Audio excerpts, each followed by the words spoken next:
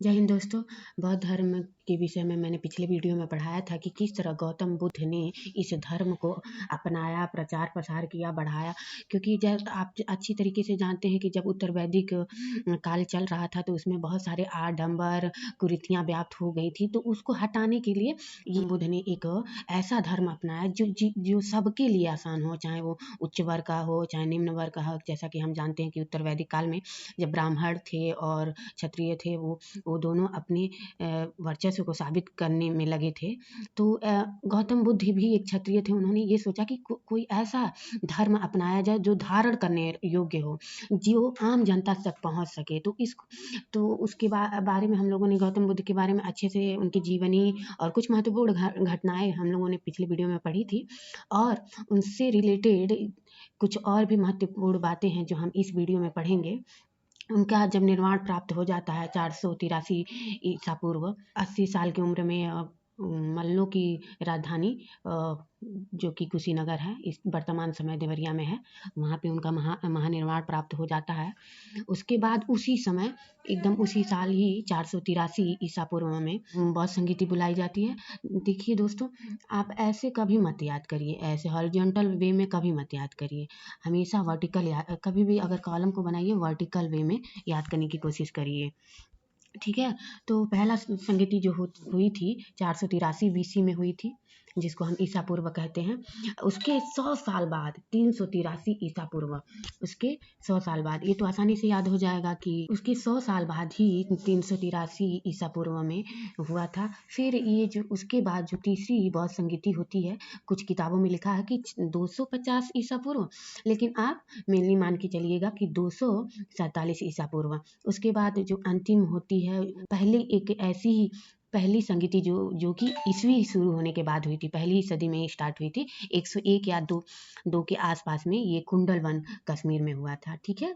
अब ऐसे याद कर लेते हैं इसका स्थान। पहला जो हुआ था ये राजगृह में हुआ था, मगध की राजधानी जो सबसे पहले राजगृह में थी। उसके बाद आप लोग पढ़े भी होंगे कि उसके बाद राजगिरी के बाद वैशाली मगध की राजधानी बनी। तो यहाँ पे हुआ 383 ईस्वी ईसा पूर्व। उसके बाद जो तीसरी संगीति बुलाई गई पाटलिपुत्र में, वो 247 ईसा पूर्व था, ठीक है।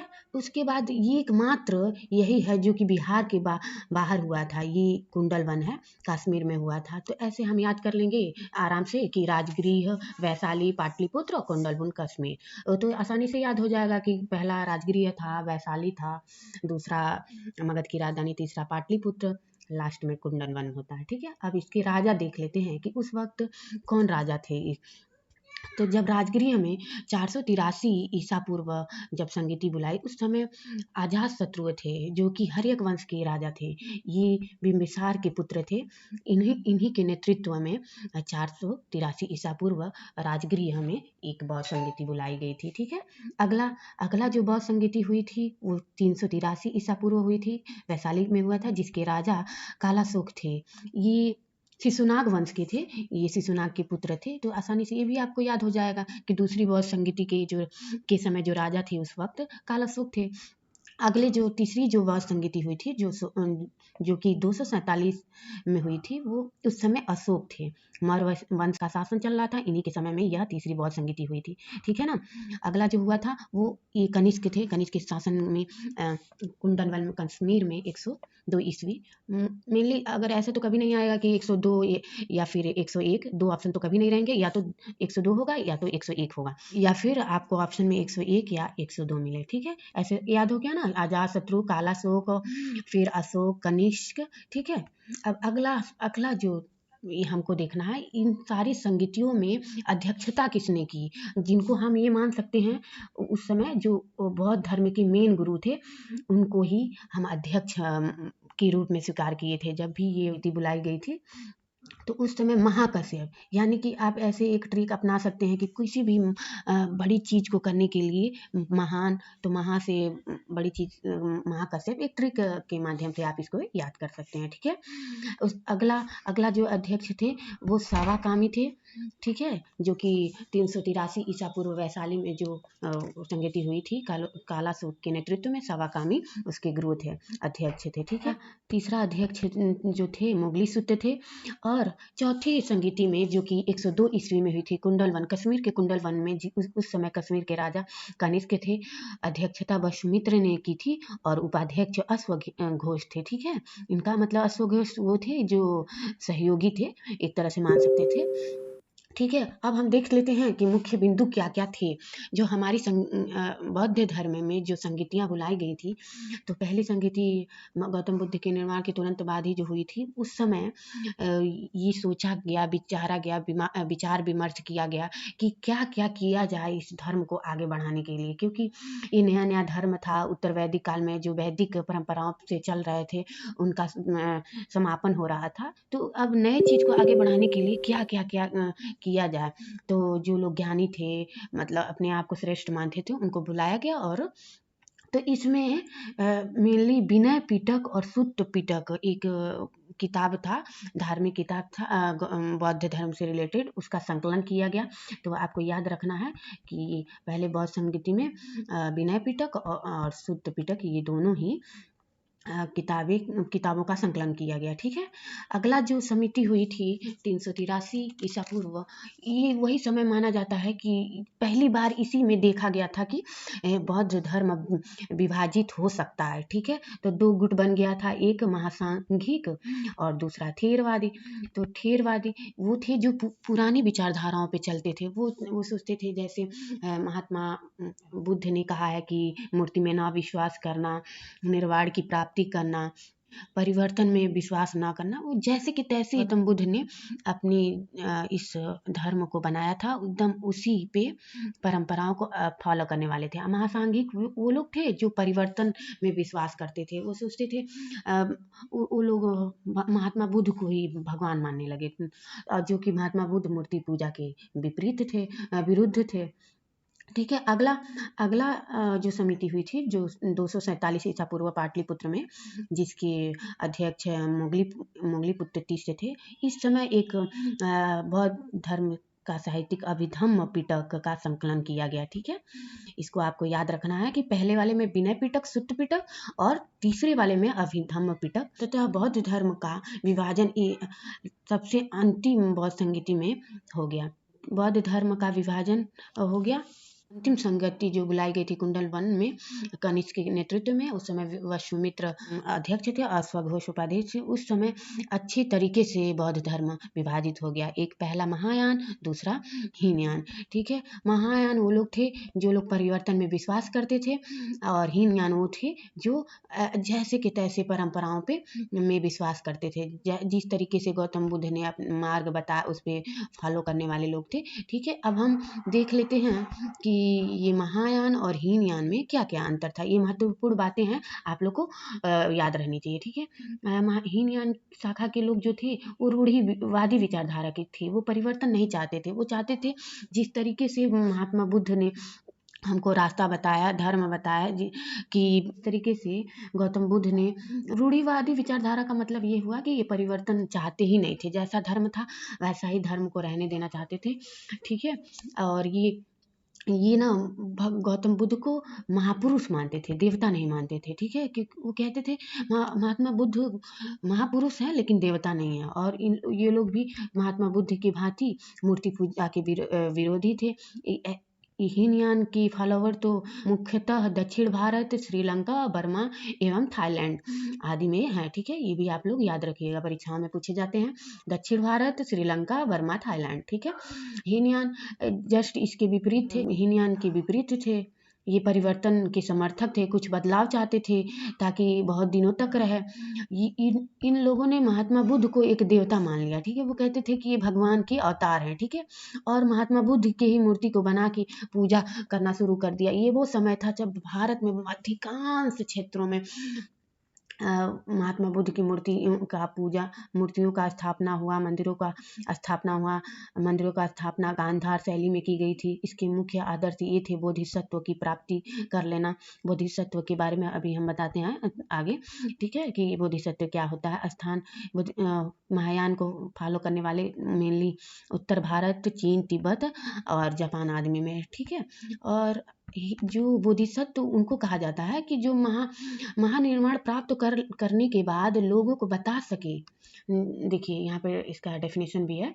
ऐसा व्यक्ति जो स्वयं तो निर्वाण प्राप्त कर चुका है तथा अन्य लोगों को बोधिसत्व प्राप्त करने में सहायता करता है, जैसे कि महात्मा बुद्ध एग्जाम्पल ले सकते हैं। ऐसा नहीं कहा जा सकता केवल महात्मा बुद्ध ही बोधिसत्व है। जिन लोगों ने महात्मा बुद्ध के पद चिन्हों पे चल के ज्ञान की प्राप्ति करी, निर्वाण में विश्वास रखते थे, उनको भी बोधिसत्व कहा जाता है, जो दूसरे को प्रेरित कर सके बोधिसत्व प्राप्त करने के लिए, ठीक है। 8वीं शताब्दी के समय गुप्त वंश द्वारा बहुत प्रचार प्रसार किया गया बौद्ध धर्म को आगे बढ़ाने के लिए। गुप्तों ने नालंदा विश्वविद्यालय की स्थापना करी। इसमें गौतम बुद्ध से संबंधित बहुत सारी किताबों का रचना किया गया। जो वैदिक काल में महत्वपूर्ण किताबें थी उसका ट्रांसलेटर रखा गया। अगर आप नालंदा विश्वविद्यालय के बारे में अगला वीडियो बनाएंगे तो बता देंगे कि ट्रांसलेटर रखा गया बहुत सारे। वो तो बाद में जला दिया गया ना मुस्लिम आक्रमण क्रांतिकारियों द्वारा। तो इसमें अलग अलग डिपार्टमेंट थे नालंदा विश्वविद्यालय, हर चीज़ का। कोई ट्रांसलेटर था, कोई बौद्ध के दार्शनिक विचारों को लिखता था। ऊपर मैंने बताया ना कि साहित्यिक पुस्तकें जो थी, विनय पिटक, शुद्ध पिटक, अभिधम्म पिटक, वो सारी महत्वपूर्ण किताबों सबका अलग अलग डिपार्टमेंट था नालंदा विश्वविद्यालय। इतने बड़े पैमाने पे नालंदा विश्वविद्यालय का, इतने मतलब बहुत ही बड़े पैमाने पे नालंदा विश्वविद्यालय को स्थापित किया गया गुप्त वंश द्वारा, ठीक है। जब ये तो 6वीं शताब्दी के पास की बात है। फिर 6वीं शताब्दी में एक यही बौद्ध धर्म का एक शाखा वज्रयान नामक शाखा की शुरुआत हुई। और ये शाखा लगभग 6वीं शताब्दी से लेके 8वीं शताब्दी तक चली। जब 8वीं शताब्दी के अंत में इसमें बहुत सारे आडंबर आ गए थे, कुरीतियाँ आ गई थी, तंत्र मंत्र, जादू टोना सब आ गए थे। जिस चीज़ से बचने के लिए गौतम बुद्ध ने एक अलग धर्म बनाया, नया धर्म बनाया, कोरा धर्म बनाया, वही मतलब फिर इसमें भी व्याप्त हो गया जादू टोना। जैसे आप लोगों ने पढ़ा होगा वैदिक काल का जो अथर्ववेद है, उसमें जो जादू टोना के बारे में बताया गया है ना, तो उत्तर वैदिक काल का वो घटना है, ठीक है। तो वो सबको हटाने के लिए प्योर धर्म का निर्माण करना शुरुआत किया गया। ये लोग ताकि लोग उससे ज़्यादा जुड़ें, कोई आडंबर ना हो, कोई कुरीतियाँ ना हो। और फिर ये जब लोगों ने देखा कि वज्रयान तो इस कगार पे पहुंच गया, इसमें बहुत सारी बुराइयां व्याप्त हो गई हैं, तो लोगों के मन में ये होने लगा कि इससे बढ़िया तो हमारा वैदिक धर्म ही था। तो लोग फिर से ना बौद्ध धर्म को छोड़ के वैदिक धर्म की तरफ रुख करने लगे। आज भी आप ये देखिए, लोग संस्कृत पढ़ते हैं, पाली भाषा नहीं पढ़ते हैं, क्योंकि बौद्ध धर्म तो वैसे मुख्यतः पाली भाषा में ही प्रचलन था। तभी बुद्ध भगवान ने कहा कि ऐसी भाषा में शिक्षा हो जो सब आम जनता तक पहुँच सके। तो उस समय पाली भाषा थी, तो सारी जितनी भी ये बौद्ध साहित्य लिखी गई है वो सब पाली भाषा में लिखी गई है, उस समय की लोकल लैंग्वेज थी, ठीक है। तो अब हम आगे चलते हैं। इसके ऊपर मैंने जैसे बताया है कि तीन बौद्ध साहित्यिक किताबें थी, सुत्त पिटक, एक विनय पिटक, अभिधम्म पिटक, ठीक है। इनके बारे में जान लेते हैं। सुत्त पिटक में गौतम बुद्ध के उपदेशों का संग्रह किया गया। विनय पिटक में गौतम बुद्ध के नियमों का संग्रह किया गया। अभिधम्म पिटक में उनके दार्शनिक विचारों का मतलब कि जैसे हम किसी को कहानियों के माध्यम से, कविताओं के माध्यम से प्रेरित करते हैं ना अच्छे विचारों को, उसी को कहते हैं दार्शनिक, ठीक है। कुछ और महत्वपूर्ण बातें हैं जो आगे हम बताते हैं। एक जातक कथा का संकलन, जातक की कथा एक किताब है जिसमें बुद्ध के पुनर्जन्म की बात कही जाती है, ठीक है। और यह मध्य प्रदेश की अजंता की गुफाओं में अच्छे तरीके से जातक कथाओं को उकेरा गया है, उनकी दीवारों पे नक्शा बनाया गया, ठीक है। जातक किस तरीके से गौतम बुद्ध का पुनर्जन्म है, मतलब आप अजंता की गुफाओं को कभी विजिट करेंगे तो आपको अच्छे से पता चलेगा, ठीक है। उसके बाद कुछ किताबें और लिखी गई थी, उसको हम बताते हैं। बुद्ध चरित्र, सौंदरानंद और सारीपुत्र प्रकरण, इसको अच्छे से याद कर लीजिएगा। बुद्ध चरित्र, सौंदरानंद और सारिपुत्र पकड़ा अश्वघोष द्वारा बुद्ध चरित को बौद्धों का रामायण भी कहा जाता है, ठीक है। और इसकी रचना अश्वघोष ने की थी, ठीक है। मिलिंद पन्नो भी एक किताब है, ठीक है। ये नागसेन द्वारा लिखा गया। कहा जाता है कि जब नागसेन से मिलिंद के राजा ने बहुत सारे प्रश्न किए बौद्ध धर्म के बारे में, तो उन्होंने सारे प्रश्नों का उत्तर दे दिया। तो ठीक उन्होंने सारे प्रश्नों का उत्तर दिया, कोई भी ऐसा प्रश्न नहीं था जो बौद्ध धर्म से संबंधित हो और उन्होंने ना दिया हो। तो उन्हीं प्रश्नों का संकलन जो मिलिंद के राजा ने नागसेन से किया था, प्रश्नोत्तरी को संकलन किया गया और उस पुस्तक का नाम मिलिंद पन्नो रखा गया। मिलिंद पन्नो का शाब्दिक अर्थ होता है मिलिंद के प्रश्न। मिलिंद का अर्थ है सिर्फ मिलिंद का अर्थ है मीनांडर, ठीक है। आगे चलते हैं। लाइट ऑफ एशिया एनॉल द्वारा लिखी गई थी। इसमें ये बताया गया है, गौतम बुद्ध के बारे में बताया तो गया था, लेकिन ये भी बताया गया था कि गौतम बुद्ध एशिया के ज्योतिपुंज हैं, जिसको इंग्लिश में कहा जाता है लाइट ऑफ एशिया। बौद्ध धर्म से संबंधित कुछ महत्वपूर्ण चीज़ों का नाम, जैसे चैत क्या होता है, स्तूप क्या होता है, विहार क्या होता है, ये मैं बता देती हूँ। चैत ऐसा चीज़ होता है पूजा स्थल। वहाँ पहले बौद्ध, देखिए ऐसे अगर मान लीजिए हम चैत बनाते ऐसे है ना, ये चबूतरा टाइप का होगा पूजा स्थल। और ना इसके किनारे किनारे सीढ़ियाँ लगी रहेंगी, ठीक है। ये ठीक है, इधर में भी इधर दीवार हो तो ये इसको चैत कहा जाता है, ठीक है। और अब इसी टाइप का होता था पूजा स्थल, ठीक है। और स्तूप जो होते हैं, स्तूप उसको कहा जाता है जिसमें बौद्ध धर्म से संबंधित अनुयायियों के अवशेष रखे गए हों, महात्मा बुद्ध के अवशेष रखे गए हैं, ऐसे ही होता है, ठीक है। और यहाँ पे यहीं पे रखी जाती है, जो अवशेष होते हैं ना वो यहीं पे रखी जाती हैं। अवशेषों को हर्निका कहा जाता है, ठीक है। इसको भी याद रखिएगा, हर्निका कहा जाता है, ठीक है। बिहार मठ बौद्ध भिक्षुओं का रहने का स्थान होता है, जहाँ बौद्ध भिक्षु निवास करते हैं, उसको बिहार कहा जाता है बौद्ध धर्म में, या मठ, ठीक है। और बौद्ध धर्म का विकास जब हो रहा था तो बहुत सारी कलाएं भी विकसित हुई थी। उन कलाओं में गांधार कला का प्रचार बहुत तेजी से हुआ। इसी सारी मंदिरें जो भी बौद्ध धर्म से संबंधित हैं गांधार कला में विकसित की गई हैं।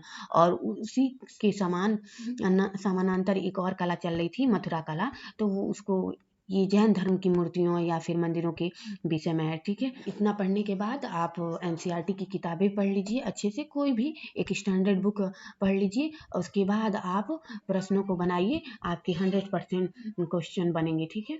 Thank you. Please watch, share, subscribe.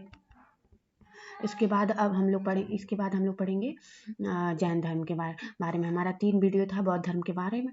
बौद्ध धर्म समाप्त होता है, अब हम लोग कल से शुरुआत करेंगे जैन धर्म के बारे में। Please watch, subscribe, share and like. Thank you.